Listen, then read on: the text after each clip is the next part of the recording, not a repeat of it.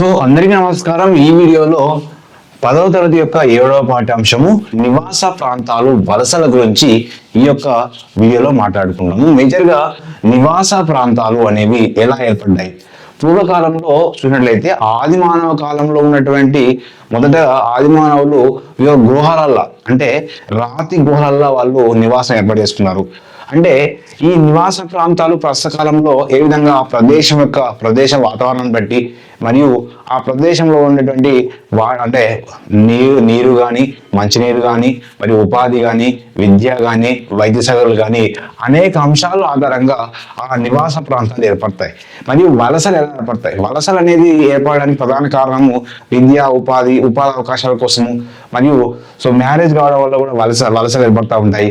మరియు జాబ్ చేయడం కోసము మరియు ఈ వలసలు అనేది ఏర్పడతాయి. అసలు నివాస ప్రాంతాలు అంటే ఏంటంటే ఏదైనా ఒక ప్రదేశంలో ప్రజలు నివాసం ఏర్పరచుకోవడాన్ని నివాస ప్రాంతాలు అంటారు.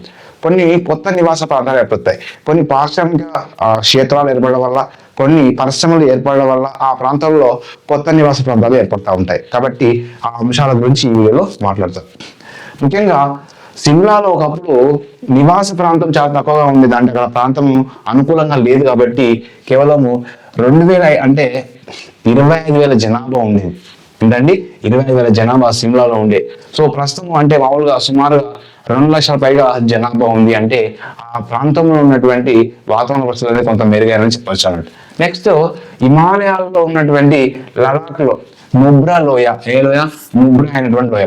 ఈ నుబ్రా లోయ ప్రాంతం అనేది ఇక్కడ వర్షమే కురవదు, వర్షం అనేది ఇక్కడ పడదు. మరి ఇక్కడ వాస్తవానికి నుబ్రా లోయ అనే ప్రాంతంలో మంచు కరగడం వల్ల ఆ ఒక కొండ ప్రాంతంలో ఆ యొక్క నుబ్రా లోయ ఉంటుంది. ఆ ప్రాంతంలో బోడి గుట్టలు అంటే మామూలుగా ఎట్లాంటి వృక్షాలు లేకుండా ఉంటుంది. కాబట్టి అక్కడ ఉన్నటువంటి నదుల ప్రభావం వల్ల మాత్రమే అక్కడ పంటలు పండడానికి అవకాశం ఉంటుంది. ఎలాంటి వర్షాలు ఇక్కడ కురవవు. ఇది నుబ్రా లోయ ఏ ప్రాంతంలో ఉంది? హిమాలయాల్లోని లడాఖ్లో ఉంది. నెక్స్ట్ వచ్చేసి నివాస ప్రాంతాలు ఎలా ఏర్పడ్డాయి? అసలు ఎట్లా ఏర్పడ్డాయి? పూర్వకాలంలో చూసినట్లయితే తొలి మానవులు సుమారుగా 1.8 లక్షల సంవత్సరాలుగా వేట కోసం, ముఖ్యంగా అంటే వాళ్ళు వేట సేకరణ కోసము నివాస ప్రాంతాలు ఏర్పాటు చేసుకున్నారు. మధ్యప్రదేశ్లో ఉన్నటువంటి భీంబెట్కా అనేటువంటిది మనం చూడొచ్చు. మధ్యప్రదేశ్లో ఉన్నటువంటి భీంబెట్కాలో రాతి గుహ ఉంది. భీంబెట్కాలో ఇక్కడ రాతి గుహ ఉంది. మరి రాతి గుహ అనేది ఆది మానవులు ఏర్పాటు చేసుకున్నటువంటి ఒక గుహ.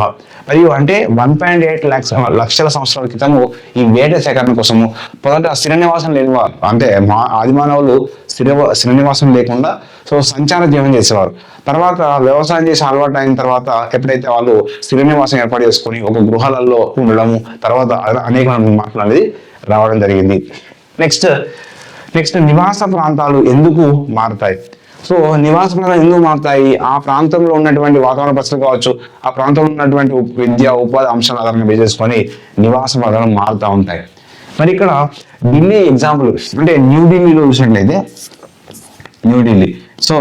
చూసినట్లయితే ముఖ్యంగా 3 సార్లు మాస్టర్ ప్రణాళికను చేశారు. ఎందుకంటే ఢిల్లీలో ఎక్కువ జనాభా ఉండడం వల్ల ఢిల్లీ, ముంబై, కోల్కతా ఇట్లాంటి ప్రాంతాలలో ఎక్కువ జనాభా ఉన్న ప్రాంతాలలో కూడా ముఖ్యంగా ఈ ఢిల్లీ మాత్రం 3 సార్లు మాస్టర్ ప్రణాళిక తయారు చేశారు. మరి ఎటువంటి ప్రదేశాలలో నివాస ప్రాంతాలుగా మారుతాయి? అసలు ఎటువంటి ప్రదేశాలు నివాసం అంటే ముఖ్యంగా చూసినట్లయితే నివాస ప్రాంతాలు మారడానికి ప్రధాన కారణం ప్రదేశం. ఆ ప్రదేశం అనేది అందరికీ అనుకూలంగా ఉందా? ఆ ప్రదేశం అనేది అంటే ఇంటి నిర్మాణానికి బాగుందా లేదా అనేది మొదటి అంశం. ఆ ప్రాంతంలో ఉన్నటువంటి పరిస్థితి ఎలా ఉంది? ఆ ప్రాంతంలో అనుకూల పరిస్థితులు ఉన్నాయా, ప్రతికూల అంశాలు ఉన్నాయా అనేది, ఆ ప్రాంతం యొక్క చరిత్ర ఎలా ఉంది? అంటే ఎగ్జాంపుల్ హైదరాబాద్ యొక్క అంటే అది సురక్షిత ప్రాంతమా? అందరు నివసించడానికి అవకాశం ఉందా? ముంబై నివసించడానికి అవకాశం ఉందా? లేదా భవిష్యత్ కాలంలో వరదలు వచ్చే అవకాశం ఉందా? ఇట్లాంటి అంశాలు అనేది అంటే ఎటువంటి ప్రదేశాలను నివాసంగా మారుతాయి అంటే ఇక్కడ ప్రదేశం బట్టి, పరిస్థితి బట్టి, ప్రదేశ చరిత్ర బట్టి. నెక్స్ట్ ఉదాహరణకు ఛత్రపతి శివాజీ మహారాష్ట్రలోని ఎక్కడండి? మహారాష్ట్రలోని ప్రతాప్గఢ్ వద్ద కోట నిర్మించింది. అంటే ఈ కోట అనేది ముఖ్యంగా ఈ ప్రతాప్గఢ్ వద్ద నిర్మించినటువంటి కోట అనేది శత్రువుల రక్షణ నుంచి కేవలం ఒకే ద్వారం ఉంటుంది, ఆ ద్వారం నుంచి రావడానికి అవకాశం ఉంటుంది. కాబట్టి ఇట్లా వారు నివసించడానికి ప్రధాన కారణం. విశాఖపట్నం కూడా ఒకప్పుడు జనాభా తక్కువ ఉండే. మరి బ్రిటిష్ వారి కాలంలో చూసినట్లయితే బ్రిటిష్ వారి కాలం నుంచి వారు స్థావరాలు చేయడం జరిగింది. అందువల్ల ఈ ప్రాంతంలో 1901లో 40,892 ఉండే. 40,892 మంది జనాభా ఉంటే 2011 నాటికి 2,35,600 మంది ఉన్నారు. 20,35,600 మంది ఉన్నారు. 20,35,600 మంది సో విశాఖపట్నంలో 2011లో ఉన్నారు. అది 1901లో 40,892 మంది జనాభా ఉంటే జనాభా పెరగడం కారణం ఏంటి? సో స్థావరాలు, ఆ ప్రాంతంలో ఉన్నటువంటి ఓడరేవులు, ఆ ప్రాంతంలో ఉన్నటువంటి సో మత్స్య సంపద మరియు పరిశ్రమలు అవన్నీ కూడా ప్రభావితం చేస్తాయి అన్నట్టు. నెక్స్ట్ మహానగరాలు. మనకు కంపల్సరీగా వీటి నుంచి క్వశ్చన్ వస్తుంది. అంటే మెగా సిటీస్ అంటారు. వీటి ఏమంటారు? Mega city. మరి మెగా సిటీ అని దీన్ని అంటాం. మెగా సిటీ దేని అంటే 10 మిలియన్ల జనాభాకు మించి 10 మిలియన్ల కంటే జనాభా మించి ఉన్న నగరాలు, వాటిని మహానగరాలు లేదా మెగా సిటీ అంటాం. లేదా కోటి జనాభాకు పైగా ఉన్నటువంటి నగరాలన్నిటిని కూడా ఏమంటారంటే మహానగరాలు లేదా మెగా సిటీస్ అంటాం. సో చాలా ఎగ్జామ్లో డిఎస్సిలో కానీ టెట్లో కానీ వీటిని క్వశ్చన్ అడుగుతుండు. సో మహానగరం అంటే ఏంటి? 10 మిలియన్ల జనాభాకు మించి అన్నా, లేదా 10 మిలియన్ అంటే కోటి జనాభా మించి ఉన్న నగరాలను మహానగరాలు అంటాం. ఇక్కడ ముంబైలో ఎంత ఉంది? 1.84 అంటే 1,80,00,000 సుమారుగా, అంటే 1.84 మిలియన్ల జనాభా ఉంది. మిలియన్ల జనాభా. అదేవిధంగా ఢిల్లీలో చూసినట్టయితే 1.63 మిలియన్ జనాభా ఉంది. కోల్కతాలో 1.41 సో మిలియన్ జనాభా ఉంది. అంటే ఇక్కడ ముంబైలో 1,80,00,000, ఢిల్లీలో 1,63,00,000, కోల్కతాలో 1,41,00,000 జనాభా ఉంది. అంటే ఇవన్నీ కూడా మహానగరాలుగా చెప్పుకుంటాం. నెక్స్ట్ వచ్చేసి మెట్రోపాలిటన్ నగరాలు అంటే ఏంటి? మెట్రోపాలిటన్ నగరాలు అంటే ఏంటి సార్ అంటే 1 మిలియన్ నుంచి 10 మిలియన్ల జనాభా ఉన్న నగరాలు, ఉన్నటువంటి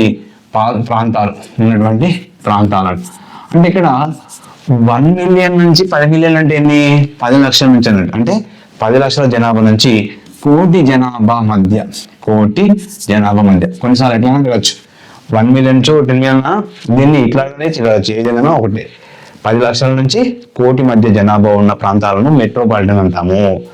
ఓకేనా? మెట్రోపాలిటన్ నగరాలు అంటాము. లేదా మరి ఇక్కడ మెట్రోపాలిటన్ నగరాలు ఏంటి? ఎగ్జాంపుల్ చెన్నై సో 8.6 మిలియన్ జనాభా ఉంది. హైదరాబాద్ మెట్రోపాలిటన్ నగరం అంటాము. 7.2 మిలియన్ జనాభా ఉంది. అహ్మదాబాద్లో 6.2 మిలియన్ జనాభా ఉంది.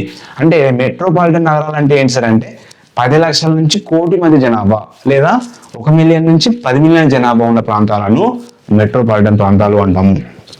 నెక్స్ట్ క్లాస్ 1 నగరాలు అంటే ఏంటి? క్లాస్ 1 నగరాలు అంటే ఏంటి సార్ అంటే 1 లక్ష నుంచి 1 మిలియన్ లేదా 10 లక్షలు, 1 లాక్స్ నుంచి 1 మిలియన్ లేదా 1 లక్ష నుంచి 10 లక్షల మధ్య జనాభా ఉన్న నగరాలు, జనాభా ఉన్న ప్రాంతాలు.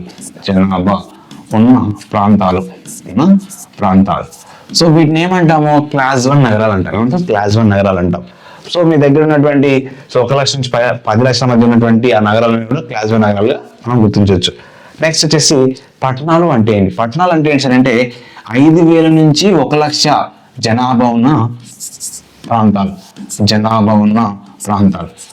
సో ఎంత అన్నాడు ఇక్కడ అంటే 5,000 నుంచి 1 లక్ష మధ్య జనాభా ఉంటే వాటిని పట్టణాలు అంటాం. ఎగ్జాంపుల్ మనం దగ్గర ఉన్నటువంటి ఆ మధ్యలో జనాభాలను కూడా పట్టణాలు. రెవెన్యూ గ్రామం అంటే ఏంటంటే నిర్దిష్ట సరిహద్దు ఉన్న గ్రామము. నిర్దిష్టమైనటువంటి సరిహద్దు ఉండాలి. ఆ గ్రామానికి నిర్దిష్టమైనటువంటి సరిహద్దు ఉండే ఏ గ్రామం అయినా కూడా రెవెన్యూ గ్రామాలు అంటాం. నెక్స్ట్ సో మనకున్నటువంటి ఇంకోటి ఏంటంటే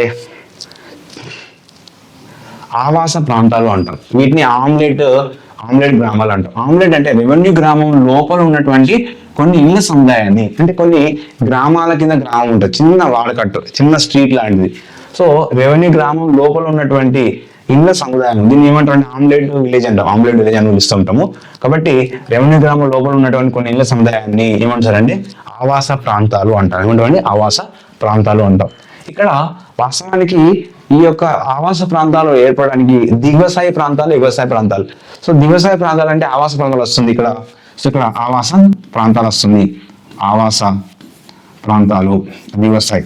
మరి ఇక్కడ ఎగువ స్థాయిలో ఏమొస్తాయంటే మహానగరాలు వస్తాయి. మహానగరాలు ఇక్కడ ఈ విధంగా వీటి యొక్క స్థాయి చూసినప్పుడు అంటే కింది నుంచి పై స్థాయికి వెళ్ళినప్పుడు కింది స్థాయిలో ఆవాస ప్రాంతాలు, పై స్థాయిలో ఎగువ స్థాయిలో వేస్తారంటే మహానగరాలు అంటే మెగా సిటీస్ చూసినట్లయితే ఆవాస ప్రాంతాలు చివరిలో ఉన్నాయి చూడండి. తర్వాత మనం చూసినట్లయితే దానికంటే ముందు రెవెన్యూ గ్రామాలు ఉంటాయి. రెవెన్యూ గ్రామాల తర్వాత మనకు పట్టణాలు నెక్స్ట్ స్టేజ్లో. నెక్స్ట్ వచ్చేసి క్లాస్ 1 నగరాలు, క్లాస్ 1 తర్వాత మెట్రోపాలిటన్ నగరాలు, నెక్స్ట్ మహానగరాలు. మనకి ఎగ్జామ్లో ఇది అడిగే అవకాశం ఉంది. మహానగరం అంటే కోటి పైగా జనాభా ఉంటే వాటిని మహానగరాలు, లేదా 10 మిలియన్ నుంచి 10 మిలియన్ జనాభా మించి ఉండడం. ఓకేనా.